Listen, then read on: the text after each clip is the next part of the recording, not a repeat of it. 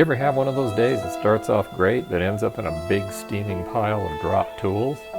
Even if you haven't, I'll bet you've been annoyed by garage or hangar door rails that are hard to roll your heavy toolbox over. Well, here's a solution. Let's build a tow bar that's so strong and properly placed that we can roll over a 2x4 without tipping the toolbox over.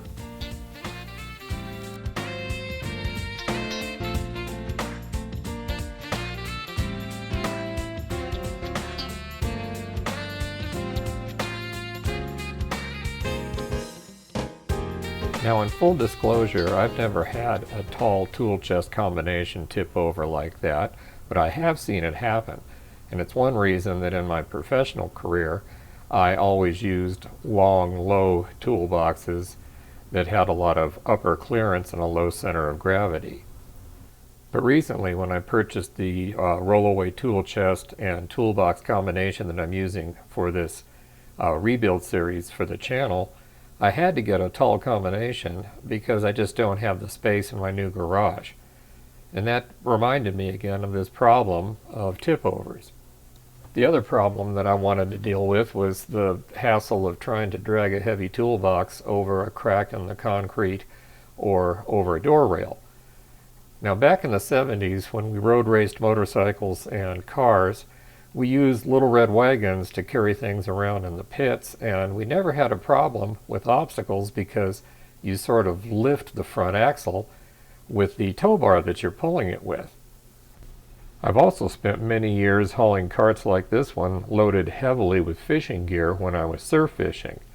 And again, you never have a problem getting one of these over an obstacle because the tow bar is attached low and you're pulling it high, and when you get to something that gets in the way, you just lift it up and over. So I figured, why not apply the same principle to my tool chest? My first idea was just to buy one of these already made handles because they're pretty much built for the purpose and ready to go. But it turns out they're expensive, so I did some checking and found out I can get some parts from the local hardware stores or off the internet and build one myself for a lot less money. The main component is the shaft, which in this case is made out of an ash replacement shovel handle that I got at Lowe's. The spade handle cost me $6 off Amazon, and the hinge point can be a heavy-duty bracket like the one shown here, or a simple U-bracket like this one. Both of these parts have a 1-inch gap and are designed to be used as mounting brackets for bathroom stall partitions. One advantage to using the shovel handle from Lowe's is that it tapers down to a 1-inch diameter so that it'll fit neatly into the gap for the mounting bracket. I also purchased a stainless steel bushing shown here installed in the end of the shovel handle after I modified it. The bushing is 1 inch long, 3/8 of an inch outer diameter, and 1/4 of an inch inner diameter. It will serve as the hinge point for the handle when it's installed. I also bought this 1-inch broom handle clip to use as a retainer to hold the tow bar up against the tool chest when it's not in use, but I'm not really happy with the aesthetics of it, and I might replace it with a strong rare earth magnet epoxied into the tow bar handle. The required hardware is going to depend upon the toolbox that you're installing this on and also the kind of bracket you buy. I used a couple of brass screws out of my parts bin to attach the spade handle, and the rest of the nuts, bolts, and washers were 1/4-inch stainless steel. Now, I've already measured the available space I have on the side of the tool chest for the complete assembly from the bottom of the hinge up to the top where the handle can fit into the recess. And that'll make more sense when we get this thing installed. But the number is 31 inches. So I'm going to be using less than that amount of this entire handle. Now, the reason I bought this handle is because it has the narrowed necked down portion here that just is a nice drop fit right into this bracket. And I'll still end up having to shave a little off the sides to make it a good loose fit. But it's nice having that taper. I think it's an attractive assembly. So I'm going to lay this in here, a place where it seems to fit well, and mark off the approximate center of where that hole is going to go through it. And then I'm going to add, oh, let's say about 3/4 of an inch to an inch. That's just to give myself something to round off and make look attractive. Now I'm going to run this mark all the way around.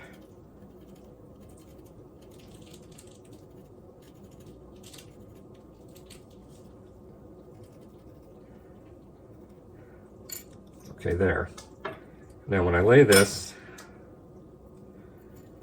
so that that hinge hole is even with that point I just drew,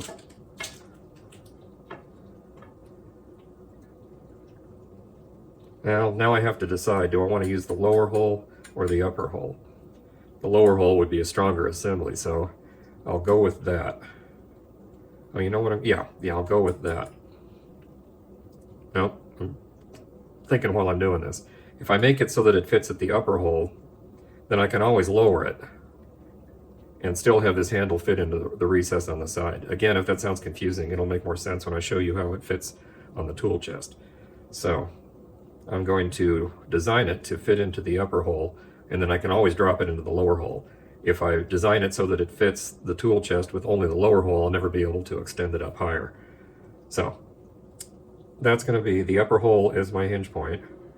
That's going to be the end I'm going to be cutting off right there. And then I have 30 inches from the base of this plate up to the top of where this handle is going to be, up to the very end. And I'll give myself a little extra space, so I don't have to be super precise about this. Okay. Let's see if I can get all this on camera. Again, I'm not being exceptionally precise. I'm going to give myself some leeway on all of this.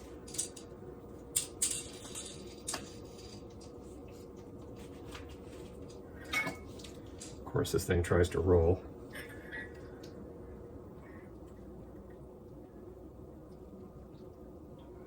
Okay, I've got my line in line with that top hole, pushing the base of the tape measure to match the base of the hinge bracket. Then I'm going to come up here to where 31 inches is and put a mark there. And I'm going to come down to 30.5. That'll give me some room for error and have this thing still fit. So, okay, that's all I need for the tape measure. Now at this end, this handle is going to be fitting into that space right there. So I have to get an idea of how much recess I have here, because I still do need the tape measure. All right, this thing is maybe 2¼ inches deep, this recess. I can get away with 2 inches. I don't have to have that handle shoved all the way into the base of it. But 2 inches will be enough extension inside of here at the very most. Okay, so the handle has to fit into that space, and I have to undercut a couple of inches.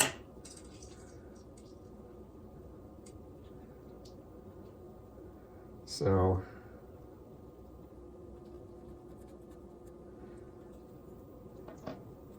I'm going to cut the handle off here, this part. I'm going to cut it off here. I'm going to put a notch all the way around it at this point, and then probably use a rasp or a chisel to undercut so that this portion of the handle will be recessed and be able to fit into this hole. Actually, I think I'll put some tape around it just to be an easier guide for when I'm sawing.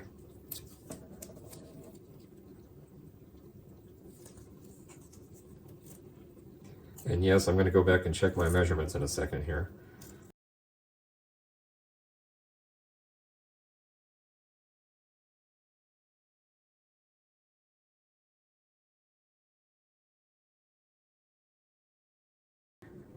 I've got my hinge line aligned with the hinge hole, My cut line is here, and I'm going to draw an arrow to it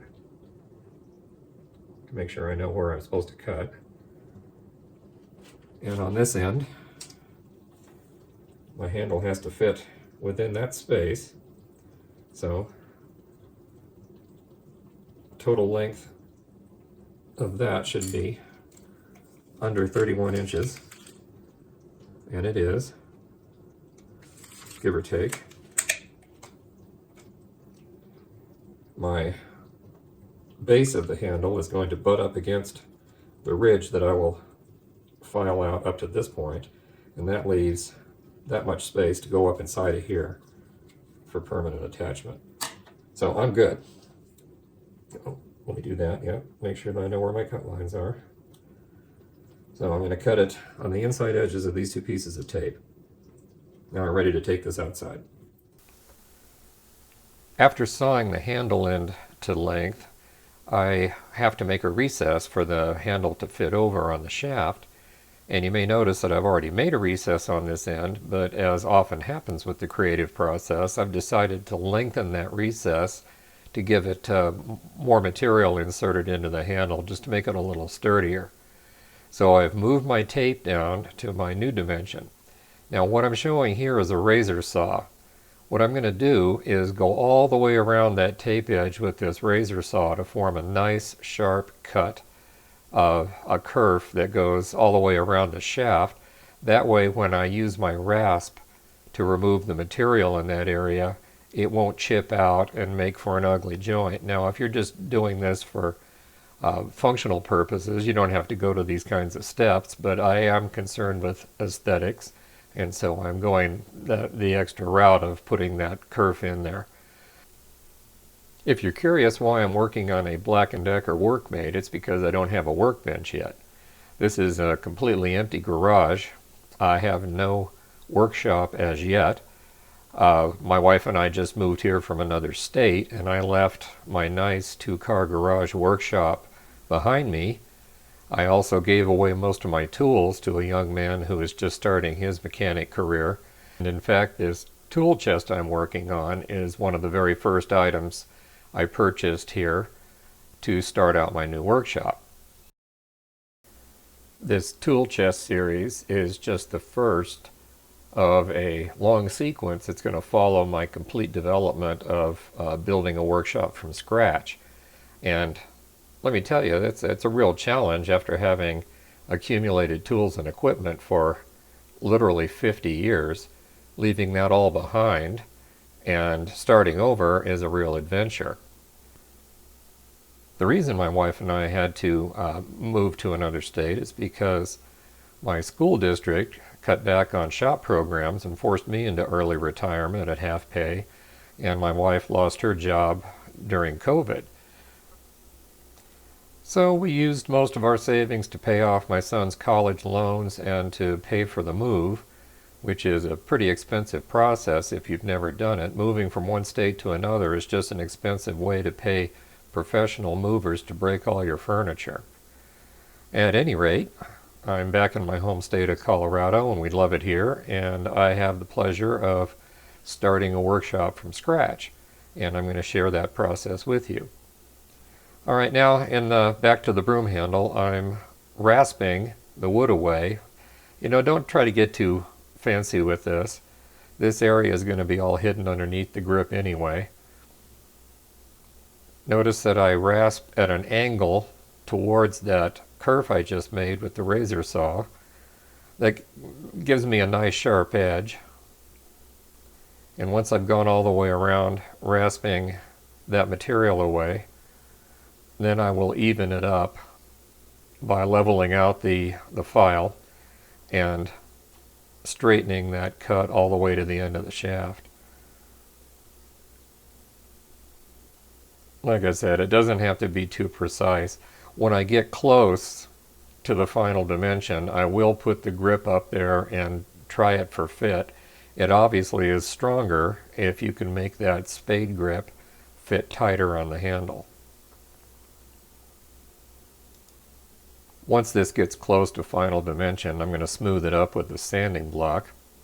I make my own sanding blocks from blocks of balsa wood, and I use various grits. This one is cut from a sanding belt, from a large belt sander, and I think it's about 80 grit, so that turns this balsa wood block into a giant rasp. I started making these sanding blocks back in the 70s when I was still a kid building model airplanes. Maybe I will produce a video showing how I make these blocks. I've used them for everything from model airplanes to doing body work on cars. And having a selection of these custom sanding blocks is a pretty handy addition to your workshop. And here we have a test of the final fit.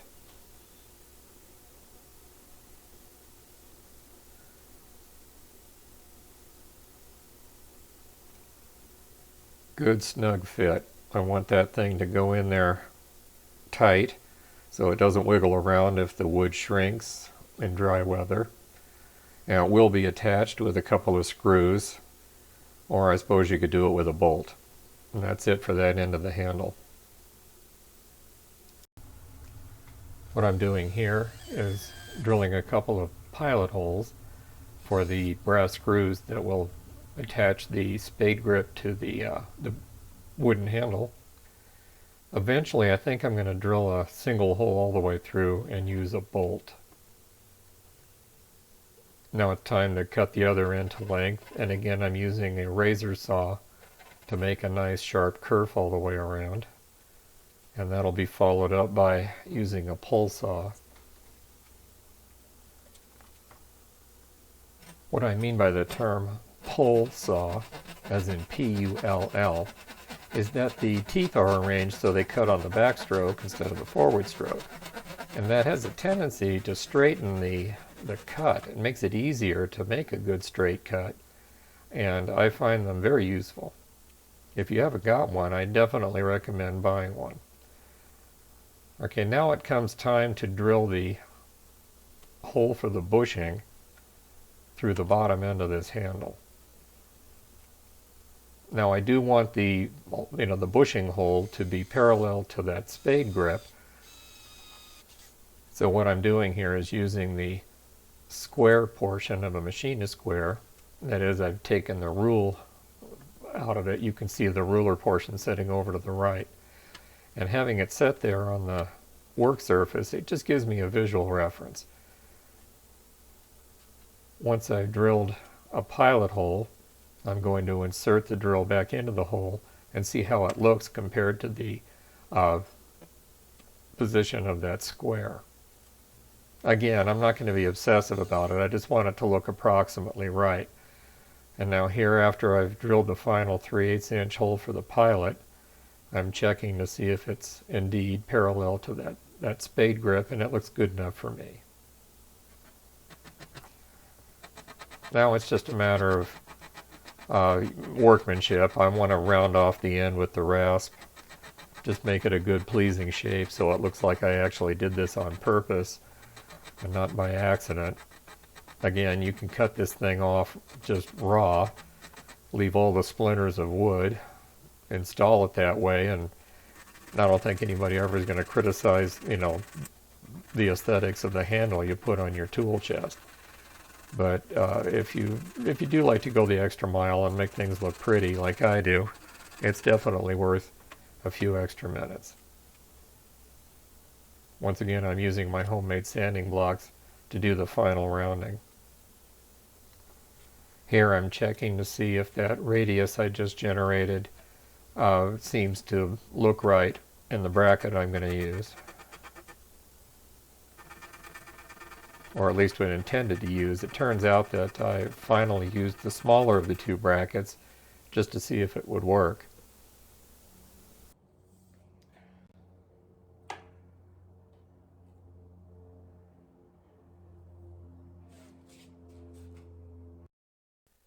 Here's the final shaped end.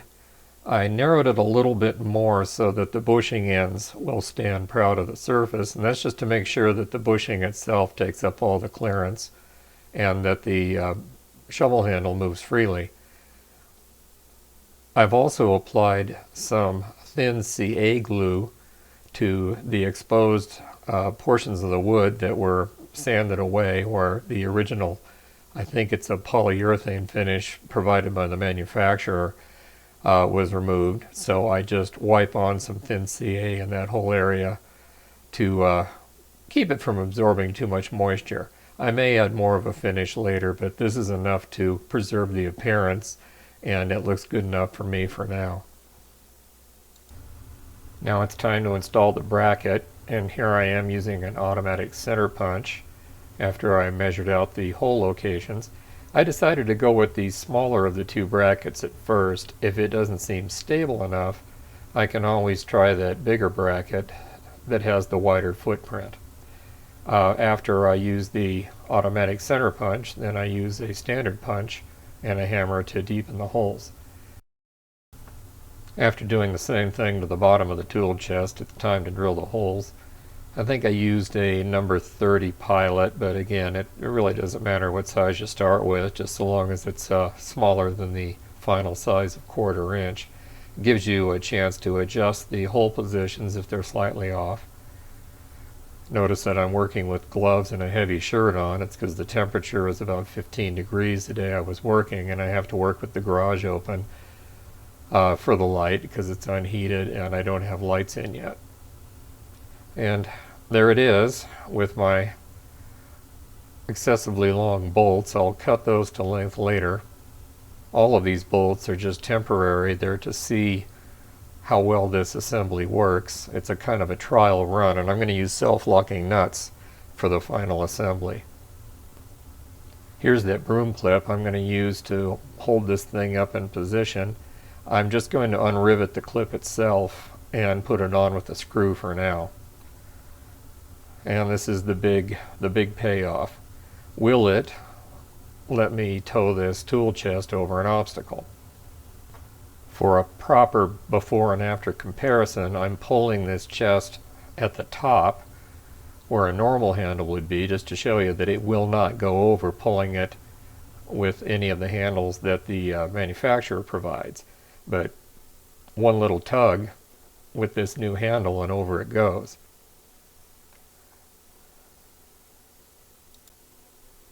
Now in summary, I'd just like to reiterate that this is a prototype. It will be refined. I'm going to put the bigger base on, I believe, because I do realize how much force this thing can generate, and if I get a little bit too crazy with that handle, I might bend the bracket that's down there.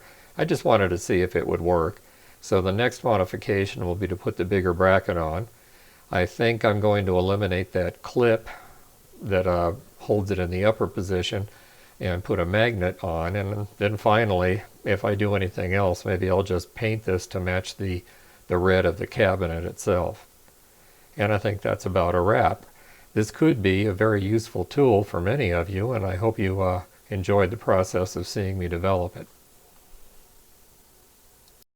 Well, that's it for this video. As always, thanks for watching. And please help us out with a thumbs up and by subscribing to the channel. It gives us a lot of encouragement to help us keep producing these videos.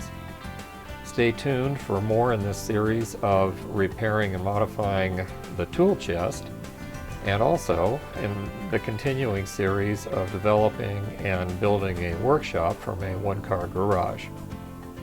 See you next time.